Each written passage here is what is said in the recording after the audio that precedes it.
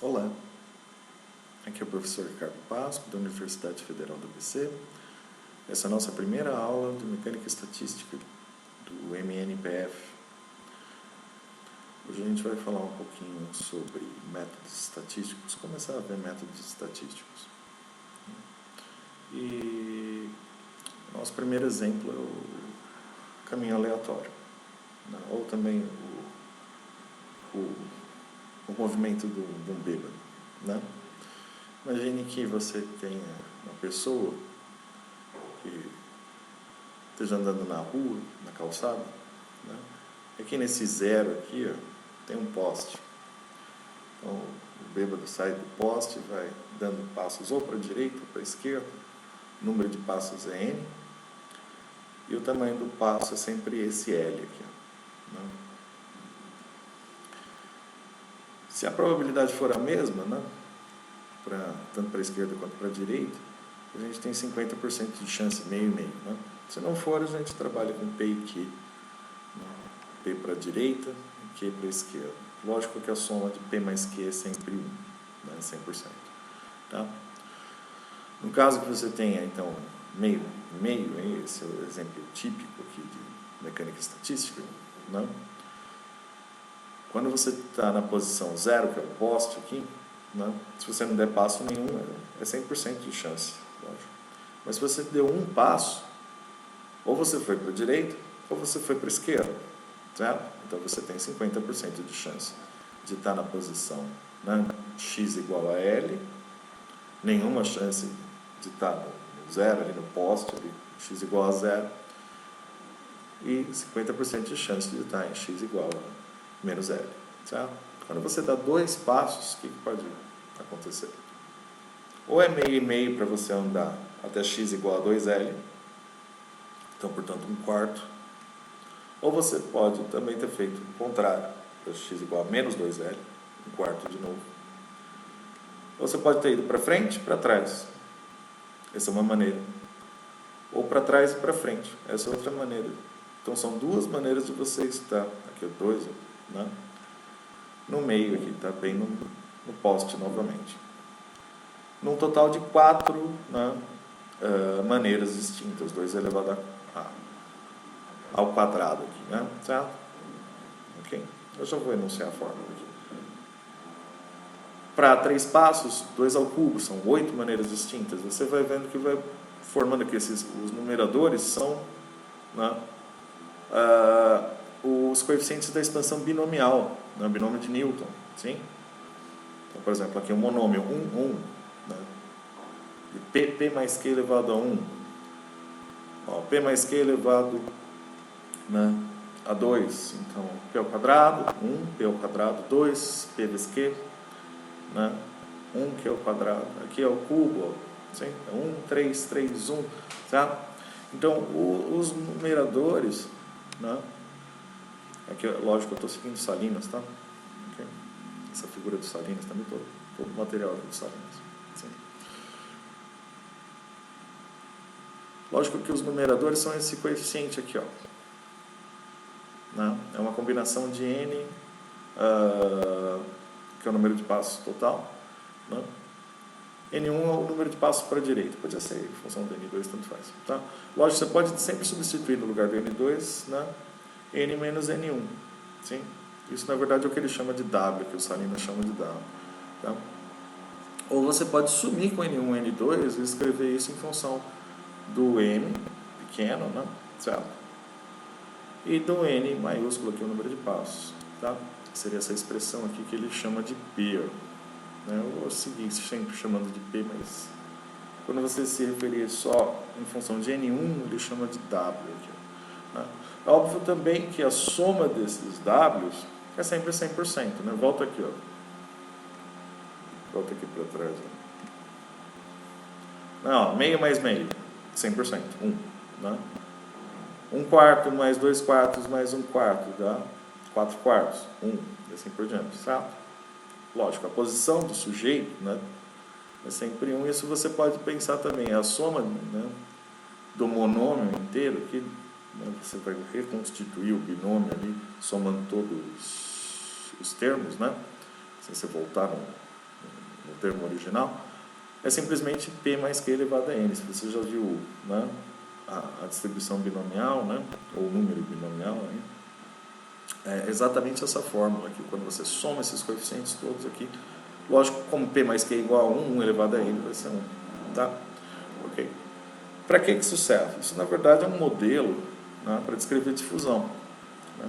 Difusão é um fenômeno, né, muito famoso. Aí, né? Você já deve ter dado exemplos, né, de difusão. Por exemplo, lá quando você abre um frasco de perfume, que ele se espalha pela sala. Né? Ok, lógico que seria um problema tridimensional. Aqui a gente está analisando só o unidimensional, então vai cair só no caso unidimensional. Né? Então, essa expressão aqui, ela satisfaz esse P aqui, ou W, se você escrever em função de N1, né? Tá? Ela satisfaz essa formulinha de recorrência aqui. Ó. Tá? O que isso significa? Por exemplo, quando você já está no enésimo passo, quando você dá mais um passo, N mais 1, você tem a chance, né? Se você estiver, se você quiser alcançar a posição M, né? O X igual a M e L, né? Se você quiser vir para essa posição, ou você veio, né, da direita e andou para trás, né, certo? Ou você veio de M mais 1, né, um passo à direita, e andou para trás, ou o contrário, você estava em M menos 1 e andou para a direita, então chance P. Sim? Então, essa é a famosa formulinha de recorrência aqui, que eu vou deixar como exercício. Esse é o primeiro exercício que eu vou deixar. O Salinas abre lá, né? Então já fica um passo aqui para você, né? Dar uma pesquisada aí, né? Então, para achar o livro também. Vou deixar como exercício. Eu vou pedir toda semana, eu vou pedir, né, pelo menos por enquanto a gente estiver de greve, eu vou pedir alguns exercícios, poucos, né, tá? Você pode entregar tirando foto, tá? Você manda no meu e-mail, tira uma foto aí que você fizer à mão aí, tá? Ou se você fizer, sei lá, numa mesa digitalizadora, eu não sei, você pode mandar o PDF, tá? Manda no meu e-mail. Assim eu vou passar essas instruções. Então, você consegue mostrar que essa fórmula aqui, no limite em que o L, né, o tamanho do passo é bem pequenininho, e o tempo também, vamos supor que cada passo é dado num instante de tempo tal, né? Isso é errado. Não? Então, tal também, né, um tempo curtinho dele se mover, ele se move rapidinho. Né? Na hora que você faz isso, na verdade, você percebe que essa fórmula de recorrência aqui é equivalente à equação de difusão em uma dimensão. Né? Se fossem duas dimensões, 3 ou mais, aqui, na verdade, é substituído esse lado direito aqui, é substituído pelo Laplaciano né, em 2, 3 dimensões. Tá? Okay? Esse coeficiente aqui você tem que mostrar que dá essa expressão mesmo. Tá? O Salinas faz as primeiras passagens ali, você termina. Certo? Okay? Se você tiver dificuldade, né, de encontrar o livro, depois você me manda e-mail, tá? Ok? Eu acho que tem lá na minha biblioteca lá do FABC, se eu não me engano, tá? Bom, mas o que a gente faz com isso, né? Afinal de contas, qual é a física por trás disso, né? Isso aqui é só uma fórmula matemática, né? Newton foi o primeiro a desenvolver isso, né?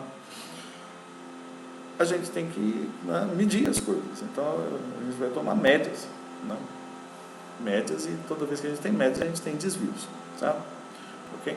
Então, suponha aí que você tem uma variável, né, UJ aqui, né, o J correndo de 1 até um M, né, um inteiro M aí, certo? São os possíveis valores, né? No caso, por exemplo, de espaços aí, né? Aqui eu estou falando de maneira geral, né? No problema ali do caminho aleatório, né, seria vamos dizer, sei lá, o número de passos para a direita, N1, tá? Ok? Exemplo da variável aleatória, certo? Então, como é que é a chance disso, né? A chance ali para trás era normalizada também, na hora que você somava, né? Meio mais meio, 1, né? É 1/4 mais 2/4 mais 1/4, dava 4/4, 1, né? Certo? Ela era normalizada, né? A gente fala normalizada 1, né? Certo? Ok. Então, como é que eu tomo, sei lá, por exemplo, o número de passos para a direita, a média do número de passos para a direita, né? Você vai pegar, né, o teu passo ali, a sua variável que você estiver medindo, né? Certo? E vai multiplicar vezes a probabilidade e vai somar, certo? Isso é simplesmente uma média ponderada, né? Sim? Ok. Em que ela já está normalizada a 1, né? Certo? Se não tivesse, eu teria que dividir aqui embaixo, certo? Ok. Se fosse o número de passos ao quadrado, então você vai substituir, vai ser u ao quadrado, vai ter u ao quadrado aqui dentro. Mas se fosse ao cubo, u ao cubo aqui dentro, assim por diante. É uma função de u. Sei lá, u ao cubo mais 3 vezes u na primeira e assim por diante. De maneira geral, você vai colocar essa função ali dentro e vai somar, junto com a probabilidade. Certo? E aí você consegue fazer médias quadráticas e assim por diante. Não? Tá. Então, por exemplo, quanto que vale a média disso aqui? Ó? A média eu vou colocar entre, né, esses parênteses, né, angulares. Certo? Okay. Pode ser um tracinho em cima também, U como uma barra em cima. Né? Como é que fica a média desse desvio aqui? Esse é o primeiro momento, na verdade. Ele é 0. Né? Por quê? Quando você calcula, né, digamos, a posição média foi, sei lá, 3 metros. 3 L's. Né? Sim. Então, a média desse número, é lógico que é ele mesmo. Né? Sim. A média da média, né? Média de 3. É 3. Sim. Ok? Então, isso aqui abre, né? Certo? Né? Então, vai ficar 3 menos 3 daria 0. Sim. Ok? Então, o primeiro desvio é 0. Mas o desvio quadrático, o desvio ao quadrado, não é 0. Né? Sim, o desvio ao quadrado não é 0. Na verdade, ele tem a ver com o famoso desvio padrão. Sim. Ok? Mas como é que não é 0? Você vai desenvolver o binômio aqui, certo? Aqui, ó, 1, 2, 1, né, novamente. Né, o quadrado do primeiro, 2 vezes o primeiro vezes o segundo, mais o quadrado do segundo. Né? Aqui essa média sai da média, mas esse u vai ficar com ele de novo, eu vou ficar com 2 vezes, né? Esse u ao quadrado vai juntar com esse outro aqui, vai ficar menos 1. Sim? Ok? Abre essas contas para você entender, senão você não vai conseguir fazer o último exercício que eu estou pedindo, tá? Ok? Como eu calculo, né, esses caras? Como é que eu faço isso? Eu vou voltar, por exemplo, dos passos, né? Do bêbado andando para a direita, por exemplo. Pode ir da esquerda aqui, mas é óbvio. Para sair rapidamente aqui, né? Ficaria o quê? Vai ser o número de passos vezes o peso, né? O peso é escrito em função de N1 aqui para eu somar, né? Todas as possibilidades. Pode ser nenhum passo para a direita, como todos os passos sendo dados para a direita, a última possibilidade aqui, né? Sim, é o mais raro, certo? Ok? Então, como eu faço essa expressão? Né? Voltando aqui, quem era o W? W é quando a gente escreve o P em função só de N1, aqui, tendo em mente que o N2 é N menos N1. Né? Certo? Se eu substituir agora esse Q aqui, né? Eu sei que a soma de P mais Q, a chance, por exemplo, meio e meio ali, é 1. Né? Certo? Se eu substituir agora, não vai dar certo o truque que eu vou te mostrar para calcular. Tá? Só substitua no final. Sim? O truque é o seguinte, né? Nota que esse N1 desceu, ó, né? Se não tivesse esse N1, essa soma seria 1. Sim? Eu estou pondo esse N1 aqui, eu estou pedindo quanto é o valor médio, né, do número de passos para a direita. Sim? Ele está aqui na soma. Então eu posso pensar assim, ó, se eu tivesse derivado em P, tombaria, né, certo? E subtrairia 1. Sim? Então, para voltar, eu multiplico vezes P. Sim? Então, o truque é esse. Ó. Você deriva e multiplica. Tá? Então, um operadorzinho aqui, né, de derivada aqui. Então, faça essa conta. Pense aqui, como é que fica aqui? Ó. Vai tombar, né? De novo, andou aqui, desculpa. Vai tombar isso aqui, né? Vai tombar esse N1, né? Vai subtrair uma unidade. Né? Você tomba e subtrai, né, a potência. Certo? Só que eu estou multiplicando vezes P, então volta a ser exatamente essa expressão aqui de cima. essa é a expressão que eu queria calcular, certo? Então esse é o truque, ó. E no final você substitui que Q mais P é igual a 1, tá? Ok? Por que no final? Note o seguinte, ó. Essa soma aqui, entre parênteses, é nada mais do que o binômio de Newton, certo? Para P e Q, sim? Ok? Se eu substituir agora que P mais Q é igual a 1, a derivada é zero. Então, eu perdi todo o argumento, certo? Ok? Só substitua no final. Então, derive normalmente, certo? Como é que eu vou derivar isso aqui? Vou tombar o N, né? Certo? E vou diminuir uma unidade aqui, ó. Pronto. Agora sim. Agora eu coloco que o P mais Q é igual a 1, então eu fico só vezes PP vezes N, certo? Que é o que eu espero, né? No caso, por exemplo, se P e Q forem iguais a meio, né?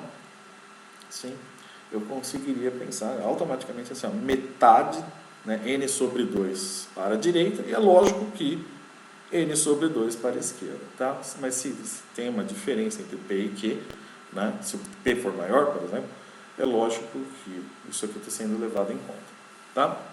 Ok? Mas eu não quero só o primeiro, né, desvio. O primeiro desvio é zero, né, como a gente viu. O segundo desvio é que é não nulo. Sim, em geral é não nulo. Certo? Então, como é que eu faço segundo desvio? Na verdade, a partir dos outros desvios, você consegue ir calculando. Eu vou deixar o terceiro, né? Para números grandes, na verdade, eles não importam muito, não, né? Na verdade, a estatística é sempre, né, em números grandes, mas por enquanto a gente está trabalhando com números de maneira geral, tá? Como eu calculo o segundo, né? Como é que eu calculo o tal do desvio padrão, que você já ouviu falar, eu tenho certeza, já usou em laboratório, enfim. Né? Eu vou fazer o mesmo raciocínio, então eu vou aplicar de novo, né, essa combinação aqui da derivada com o P, na expressão que eu já tenho, que eu já calculei. É só olhar aqui atrás, esse termo aqui, né, entre colchetes, é o que eu cheguei aqui, ó, sim, antes de substituir, é lógico. Tá? Okay? Então eu vou derivar de novo, né, eu deixo você se divertir aqui, vai tombar aqui, né? Vai substituir, né, o Q, deixar só em função de P, por exemplo, certo? Okay? Desenvolva essa conta, você vai chegar nisso aqui. Esse é o segundo, né? Esse é o desvio quadrático, né? Sim? O desvio ao quadrado. Né? E aí você vê que esse desvio aqui, que também eu gosto de chamar de sigma, né? Certo? O desvio padrão aqui. Né? O Salinas está chamando de delta N asterisco, eu acho. Né? Ou minto, é N asterisco, na verdade. Esse delta saiu errado, depois eu corrijo. Né? Esse N1 asterisco aqui, né, eu prefiro chamar de sigma. Né? Você nota então que a raiz quadrada dele, né, certo? É o root mean square, né? Assim, a raiz quadrada do desvio quadrático aqui, né? Esse é o famoso RMS, né? Assim, dá para fazer isso na calculadora, não? Certo? Se você tiver uma calculadora estatística. Ele fica então proporcional à raiz de n, né? Assim, aqui na verdade a expressão é raiz de n, p vezes q aqui, mas ele é proporcional, esquece o p e o q aqui por um instante, ele é raiz de n. Então, portanto, quando você fala, né, do desvio padrão em relação ao valor médio, né, ou desvio relativo, então o sigma pelo próprio valor médio, né? Então a dispersão, isso é conhecido também como dispersão, né, variância, enfim, tem vários termos para isso. Né? Ou desvio padrão, né, em relação à média, né, se você substituir, um era n, né, sim? Um era proporcional a n, o outro é proporcional à raiz quadrada de n. É lógico que isso daqui cai com grandes números, tá? Ele vai ficando cada vez mais estreito, né? Sim? Se você plotar esses números, né, eu vou mostrar aqui, se você plotar esses números, né, em função de n1 aqui, por exemplo, no começo, né, é lógico, vai ter um monte de zeros aqui, volta lá no começo, né? Para n pequeno é mais zero que tudo, né? Sim? Mas você tem os pontos que não são zeros, certo? Na verdade, quando n é muito grande, né, isso aqui praticamente é uma curva contínua quase, sim? Ok? Ela vai se tornando densa. E quando n é gigantesco, né, ela vai ficando bem estreita, sim? Ok? Então, essas curvas no limite para n grande aí, né, certo? Elas vão se tornar, na verdade, uma gaussiana, que eu acho que você já ouviu falar, tá? Então, para essa semana, eu vou pedir que você entregue, mande para mim por e-mail até a próxima aula, né? Nossas aulas serão de quarta, né? Então, eu vou pedir que você me entregue até a próxima quarta-feira, né? A demonstraçãozinha, tem as passagens lá no Salinas ali, né? Que a formulinha de recorrência, essa daqui, eu vou voltar aqui para trás. Essa fórmula de recorrência, né? No limite que o L e o tal são pequenininhos, você recai nessa equação diferencial da difusão, né? Certo? E vou pedir que você calcule para você pegar o jeito aqui, ó. Já até deixei a fórmula aqui, tá? O terceiro momento da distribuição binomial. Eu calculei o segundo aqui, se você faça para você entender. Sim? O segundo, depois tente fazer o terceiro, tá? Qualquer dúvida, me mande e-mail.